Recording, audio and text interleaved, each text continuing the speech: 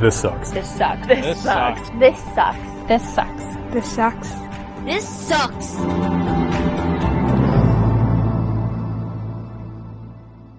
It's been like not as exciting and not as much things to do. Yeah. Since I'm off of school. Right. No friends to play with. I just don't get to be with my friends, and it's kind of boring. I, at the very beginning, was very fearful. And I think that had a bit to do with, it was everywhere you turn, right? Like, you go on social media, it's all about the virus. You look at your weather app to check the weather, it's about the virus. It was so unavoidable, and I think that generated a lot of fear in a lot of people. Well, for me, the sports taking my kids away was a social event. And now my family has become the main social hub, and you've replaced the interaction with your adult friends by interacting with a 9 and 10-year-old. Yeah, it's a little different. It's a little different. I think the biggest thing I miss is simplicity in interacting with other people. Where before, if you were doing this interview, I would just talk to you. Now I'm thinking about how close you're sitting. Right? And before, when I would give my mom a hug, I would just give her a hug. Now I'm thinking, who have you hugged? I think it's just shocking.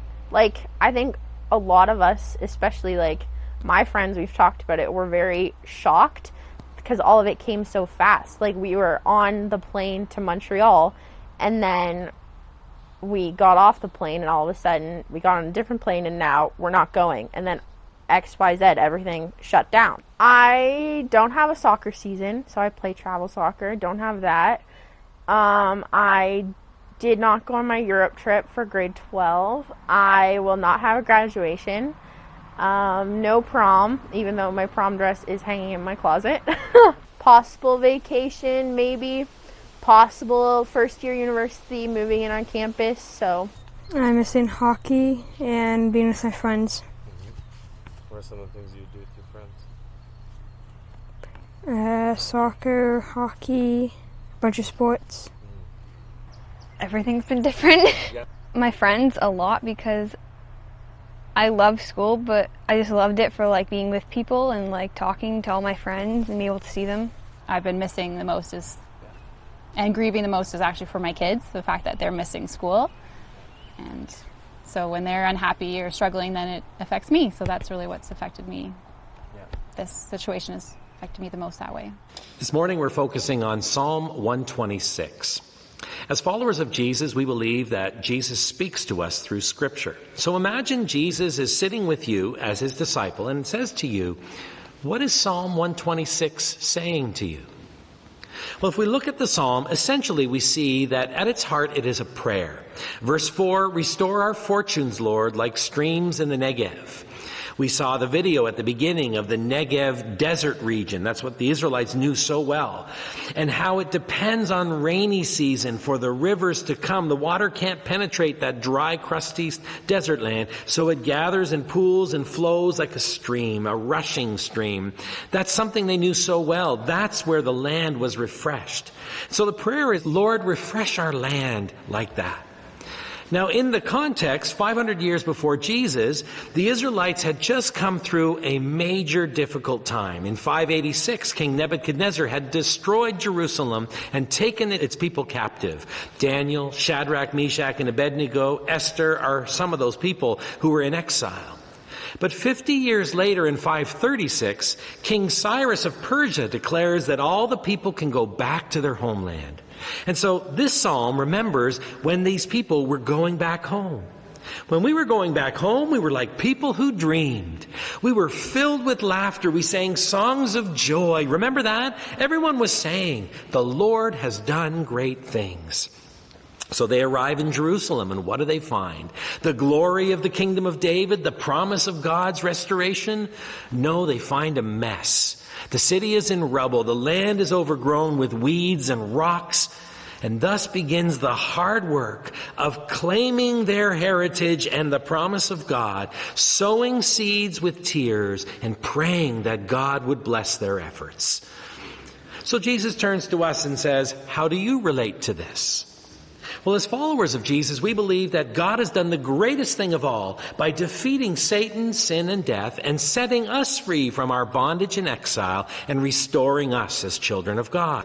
And we anticipate that one day he will make all things new. And yet, where are we? We are in a world that is still in rubble and mess. We still see injustice. We still see oppression. We still hear cries of brokenness and need, of people desperate for help.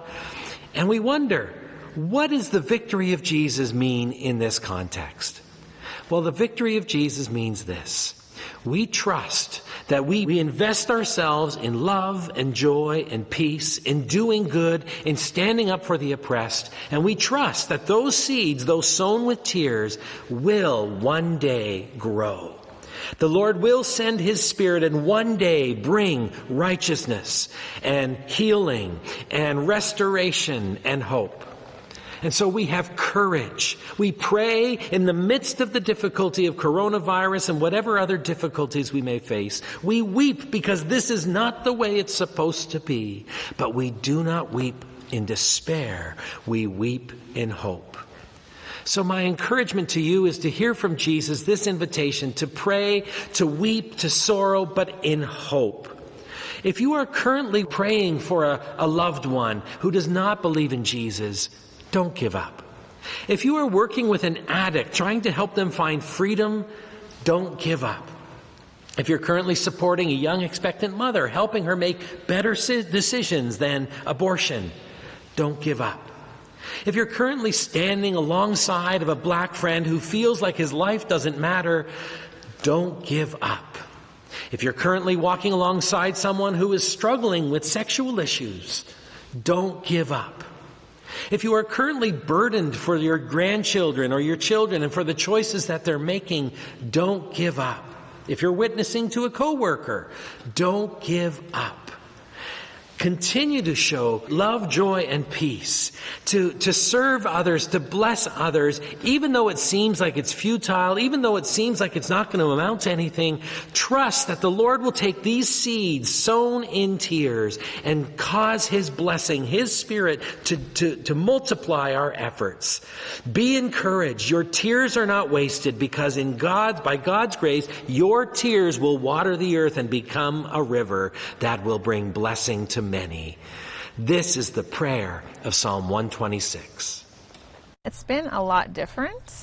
I was used to going out and leaving the house and going to work, but now working from home. I was saying to somebody, I think I used to drive 2 to 3 hours a day, taking the kids to sports and going to work, and now I think I've driven that much in a month. I miss hugging people. Yeah. I do actually miss hugging people and not feeling like weird. I don't go to the grocery store anymore. Ben has to go. Yeah. I miss being able to go to the grocery store without freaking out, so.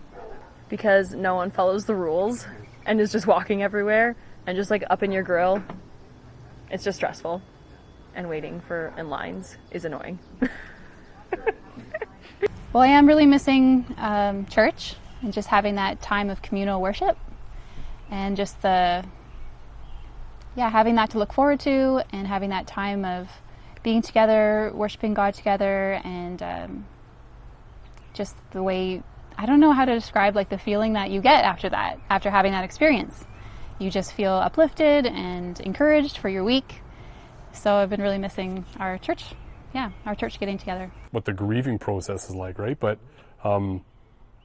it's almost not there because it's like it was a drive-through funeral, right? You knew it was coming. Well, not his death was kind of unexpected, but so that hurt. But you don't get that family gathering where you see aunts and uncles you haven't seen in a long time, and we had a family WhatsApp group, so we all kind of shared a memory of Grandpa. But it wasn't. You don't get that in-person sharing, right? You don't say, "Oh, I remember he used to do this funny thing when we were kids," right? And this later on in life, and he was always super friendly with our kids, right? Like his great-grandkids.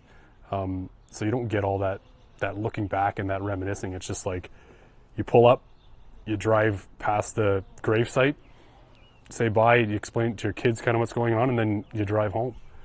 Like that was it. It was literally like a 10-minute thing. It was really quick.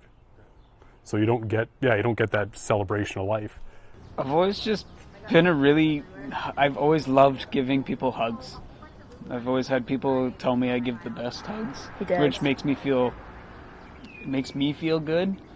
So I guess it makes me feel good giving people hugs and making them feel good.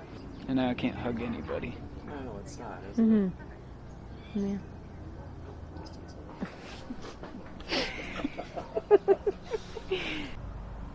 Psalm 126, verse 5 says, "Those who sow with tears will reap with songs of joy. Those who go out weeping, carry seed to sow, will return with songs of joy, carrying sheaves with them." How do you reap songs of joy when you sow with tears? On Friday, or maybe Saturday, our Sunday school children received a drop-off on their porch, and it had different seeds. This by far is my favorite, so for those who got this one, make sure I get pictures of what it looks like.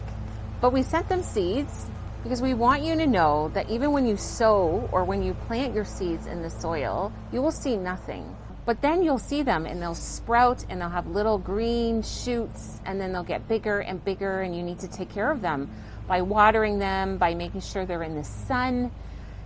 And then they'll grow, and hopefully you will see flowers. You will see either sunflowers or morning glories or zinnias.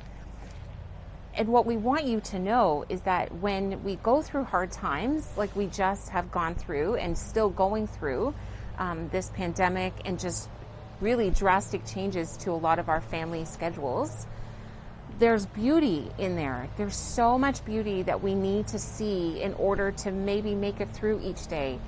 I know that for some, your lives aren't easy, even without the pandemic. You struggle with chronic illnesses and other things that just bring you down each day. Really, what the best thing to do, I find, this is not any professional advice, but to look for the little things that make you smile.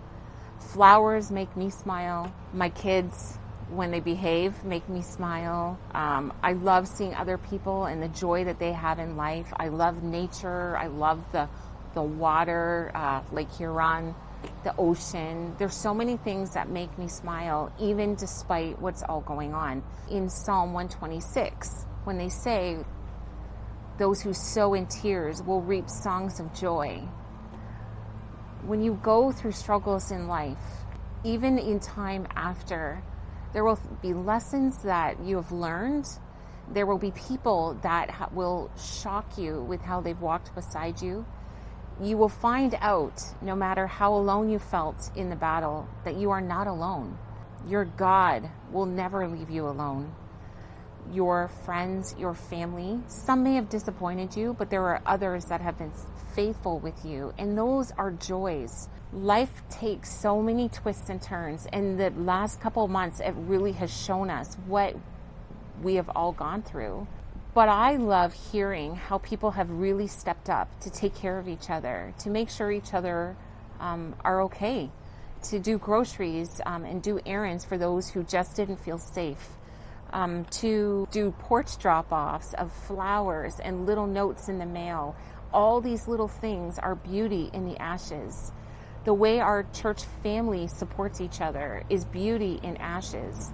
The way that our little ones are showing how they love their moms on Mother's Day or Father's Day, or just trying really hard to do their homework, is beauty in ashes.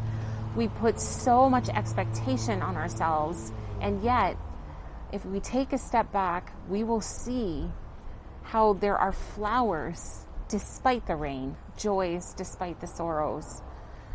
And being in captivity way long ago when Psalm 126 was written, I can't imagine being away from my country and my family and what is known, but we kind of had that. We have been taken away from our everyday life. We have had to shut down our schedules. We've had to shut down going to school, some of us going to work, changing our plans, not having things that we thought we would have.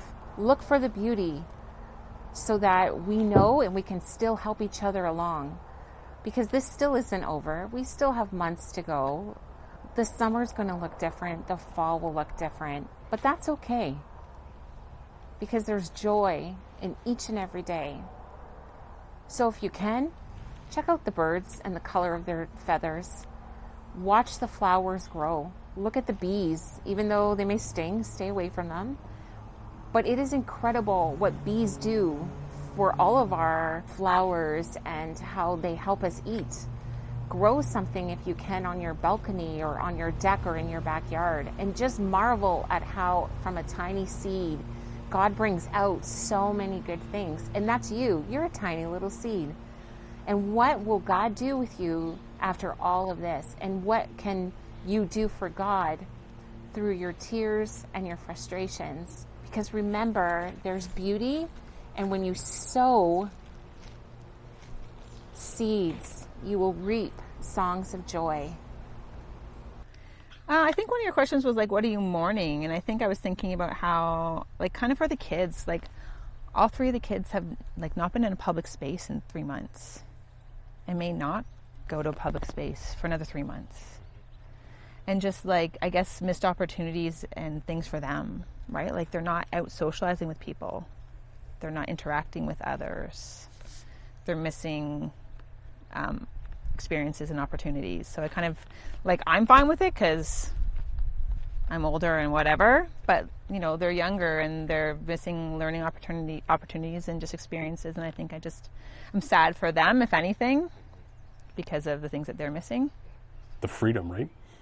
The freedom to go here and go there and not even have to think about it, right? Going to visit family and friends, especially now that the weather's getting good, right? Hanging out with friends, having barbecues, letting your kids run across the street and play with the neighbors, right? All that kind of day-to-day stuff that just stopped.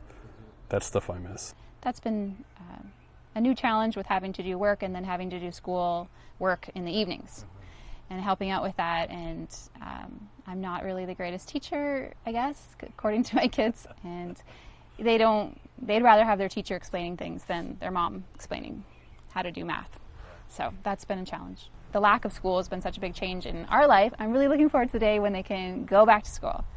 That's just a good memory of, you know, school starting up again and the kids being excited and nervous, but having that anticipation of school starting and just seeing the joy that they get from being able to have that regular routine again and seeing their friends. So I'm looking forward to when they can start school again. And then the same with church. I'm just looking forward to the time when we can gather together as a community once again. Kind of chosen to ignore it, possibly like put it aside, wait till another day to actually process the feelings, because I'm like supposed to be finishing high school with all my friends, but now I can't even see them at like a campfire.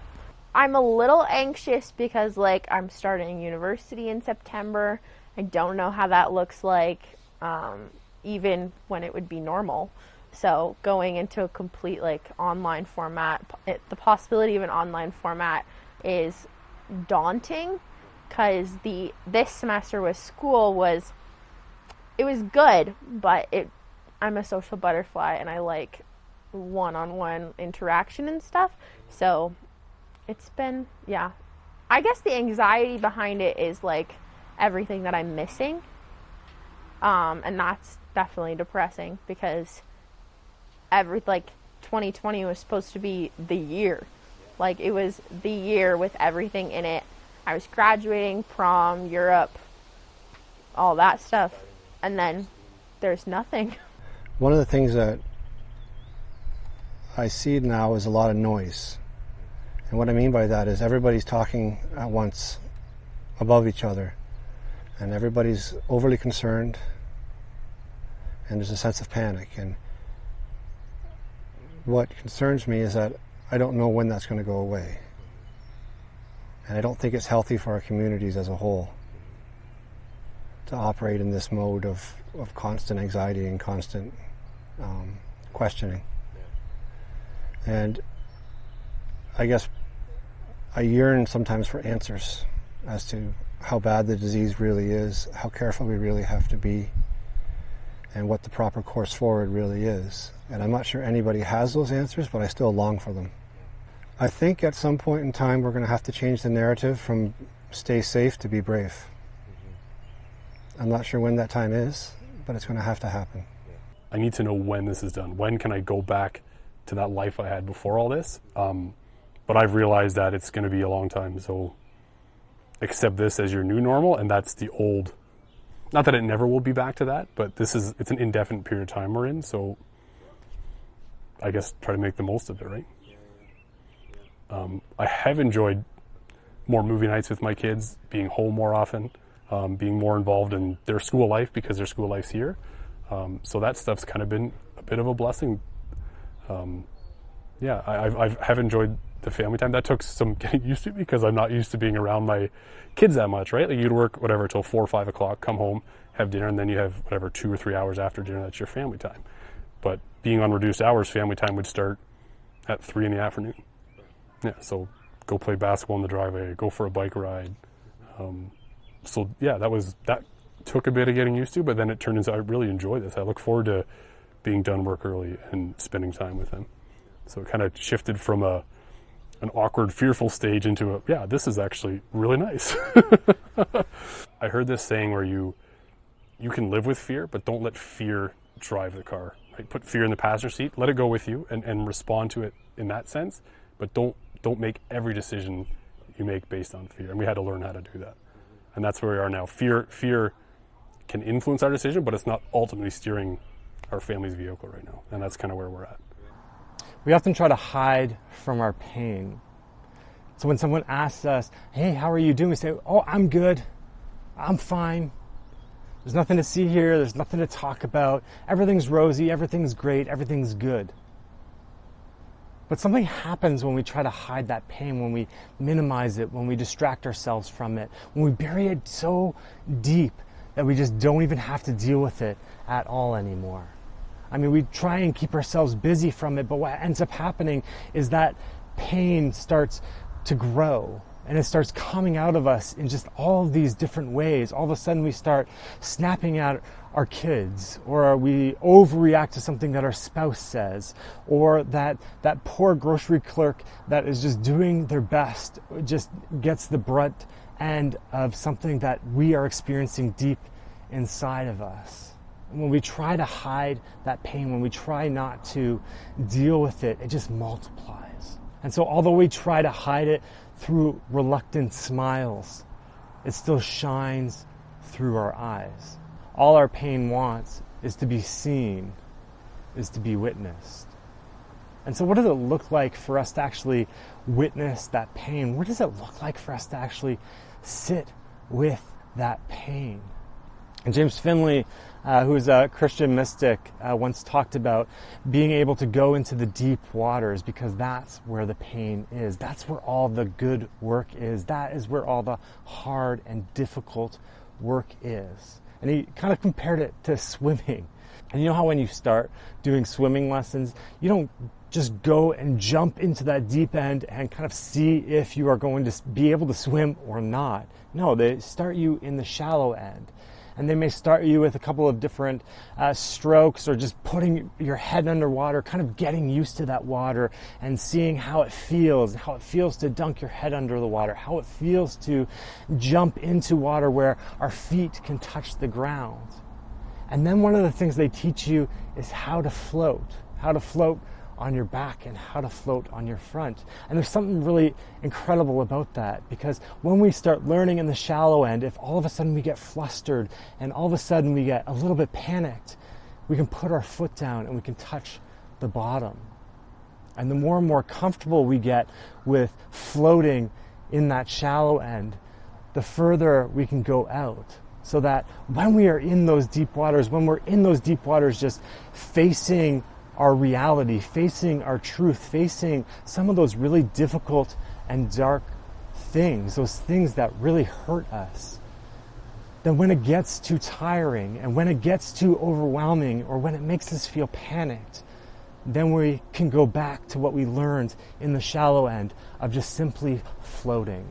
And I think one of the lessons for that for me is that before we jump deep into pain, it's important that we learn how to float in the shallow water, that we dip our toes in that water, that we start to get a feel for what it feels like to really just be uncomfortable. And the more that we start getting comfortable with being uncomfortable, the further that we can wade out into those deeper waters, the further we can wade into that pain so that we can see it, so that we can witness it. This morning we've been talking about Psalm 126, where it says, "Those who go out weeping, carrying seeds to sow, will return with songs of joy, carrying sheaves with them." And let's just think about this for a minute. When we are burying a seed into the dirt and we close up the ground, it's dark in there. And how often do we run from the dark? How often do we run from those situations where it's just pitch black around us? But there's something beautiful that happens in those dark moments. There's something beautiful about that darkness, about being covered in dirt. And it's almost like this dirt just comes around us in this warm embrace by God, as God starts to water that seed with his unending love and grace. And I'm just reminded about how important it is to take our stuff, whatever that stuff is, that pain, that sorrow, that grief, that longing, and just take it to God. And there's, countless stories within the Bible that talk about people that are just sick and unwell, and they come to Jesus, or they're lowered through the roof, and Jesus just lays his hands upon them and just blesses them and says, "Get up and walk. Your sins are forgiven." Reminds me of a story in Luke 8 where Jesus just finished talking to this big crowd, and the synagogue leader Jairus comes up to him and says, "God, I need your help. My daughter is sick and is going to die if you don't come and help her, if you don't come and heal her." And Jesus says, "We're on our way." And he starts moving through the crowds, and these crowds just follow him. And it says in the text that the crowds are almost crushing him. They're just so close to us, which to a certain degree kind of probably gives us a little bit of anxiety in this moment, even thinking about that. But in that crowd is this woman, and she's been dealing with this thing. She's been dealing with this sickness for the better part of her life, and she's tried to hire doctors for it, and she's tried, all of the different things to try and heal her. And she recognizes as Jesus passes, if I can just touch his cloak, I'll be healed. And so she walks up to Jesus and she touches his cloak as he walks by, and immediately Jesus notices what's happening and feels just this power leaving him. And he starts asking around, "Who's touched me? Who's touched me? Who's touched me?" And the disciples, you can just see the astonishment in their face, thinking, "Who touched you?" Look around you. There's tons of people around you. Any one of us could have touched you. In fact, there's probably been a number of us that has. But Jesus doesn't accept that answer. He says, "Who touched me? Who touched me?" In Luke 8, it says, "When the woman realized that she couldn't remain hidden, she knelt trembling before him. In front of all the people, she blurted out her story, why she touched him, and how at that same moment she was healed. Jesus said to her, 'Daughter, you took a risk trusting me, and now you're healed and whole. Live well, live blessed.'" She bears witness to her pain. She takes her pain and her suffering, and she lays it down at the foot of Jesus and just says, "Lord, this is my story. This is what's been going on for me. This is what I've been dealing with. And I've been trying to deal with it all on my own. I've hired doctors. I've tried essential oils. I've tried all of the things, and nothing has worked for me. But when I saw you walking past me, I knew that you were the answer. I knew I just needed to be close to you. I just needed to reach out and touch you and watch how you transform me." And I think there's something in that for us as well. That so often we try and do it on our own. We try and just deal with the pain and the hurt in the best way that we can. And it can work to a certain degree. It can at least temporarily, maybe even we'll find some relief from it. But then it comes back, and it comes back, and it comes back. And then one day we notice Jesus walking past. One day we notice Jesus' presence around us. One day we notice that God is right there beside us in the muck. And if we take that opportunity to lay our pain down, to lay our suffering down, to lay our grief down, our sorrow, our loss, our stories, our lives, and we take the time to lay it down at the foot of the cross, at the feet of Jesus, we can watch as he says those words to us. You took a risk trusting me, and now you're healed and whole. Live well, live blessed. And so this morning, church family, I'd invite you to take that pain and that sorrow, that grief, that loss, whatever it is that is going on for you, your sorrow within this current reality, as beautiful as it is and as painful as it is, and to bury that into the ground with your seed, and to pray over it as you water it, to pray over it, have that conversation with Jesus, have that conversation with God about this is what is happening for me. All the beautiful things about it, all the difficult things about it, and just lay it all at the foot of the cross, lay it all at the foot of Jesus, and watch as you water that seed, how it transforms into something beautiful. And watch as you continue to pray, as you continue to talk with God, how he transforms it into something beautiful.